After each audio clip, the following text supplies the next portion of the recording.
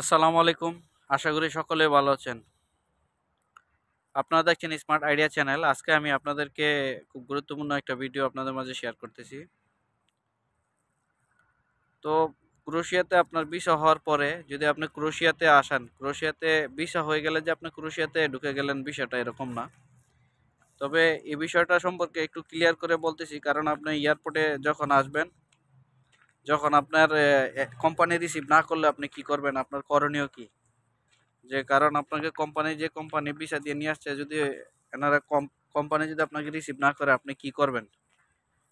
তো কোম্পানি যদি আপনাকে রিসিভ না করে তাহলে আপনার প্রথম যে করণীয় কাজ হবে সেটা হচ্ছে আপনার ইমিগ্রেশনটা ক্রস করা হচ্ছে আপনার প্রথম কাজ।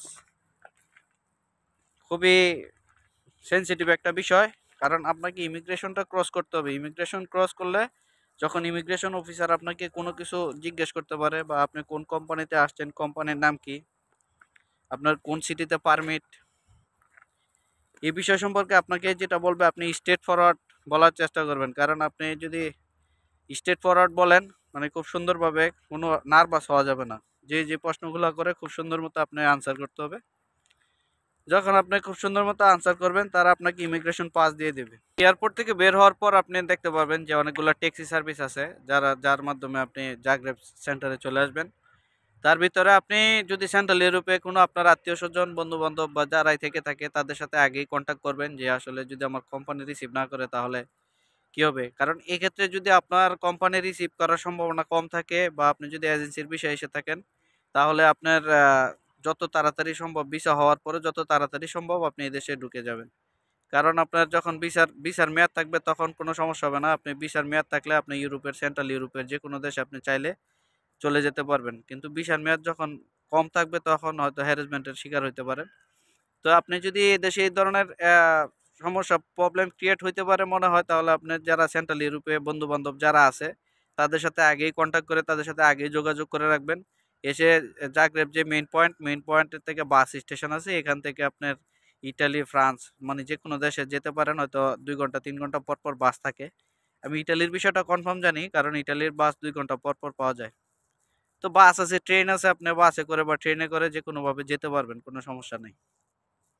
যদি কোম্পানি রিসিভ না করে, আর যদি এই দেশে থাকার চিন্তা ভাবনা করেন, তাহলে হয়তো আপনার পরিচিত কোনো মানুষের মাধ্যমে একটা হোটেল, হয়তো জাগ্রেবে এখন ২-১টা বাঙালি হোটেল আছে, থাকার ব্যবস্থা আছে। তবে আপনি বাঙালির মাধ্যমে যদি হেল্প নিয়ে ওখানে থাকতে পারেন, বা ওখানে থেকে কোনো বাঙালি ভাই ব্রাদার মাধ্যমে যেকোনো একটা এজেন্সির মাধ্যমে আপনি চাইলে এজেন্সি কিছু টাকা পয়সার বিনিময়ে আপনাকে নতুন হয়তো অন্য কোম্পানিতে একটা কাজের ব্যবস্থা করে দিবে।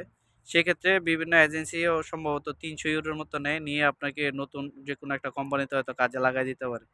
তবে আপনি যদি কোম্পানি রিসিভ করার সম্ভাবনা কম থাকে, এই ধরনের সিচুয়েশনে পড়ার চিন্তাভাবনা থাকে মনে হয়, আগে থেকে আন্দাজ করতে পারেন।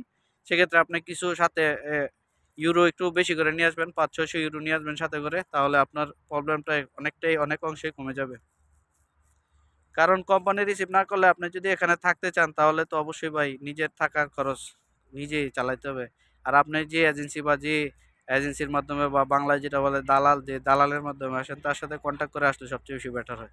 কারণ এখন বর্তমানে যে এজেন্সিগুলা ভিসা, এগুলা বডি কন্ট্রাক্টে বেশি ভিসা হচ্ছে।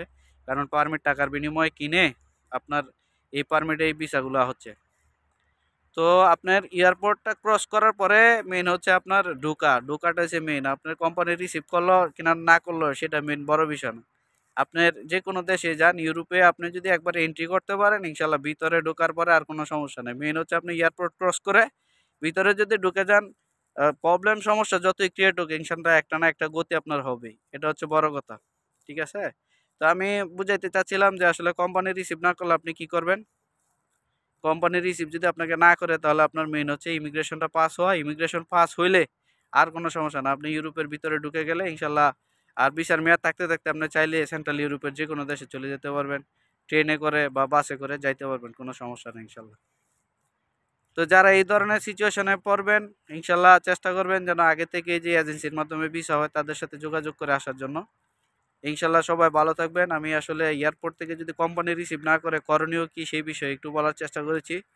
সবাই ভালো থাকবেন, সুস্থ থাকবেন। আজকের মতো এখানেই বিদায় নিচ্ছি। আসসালামু আলাইকুম।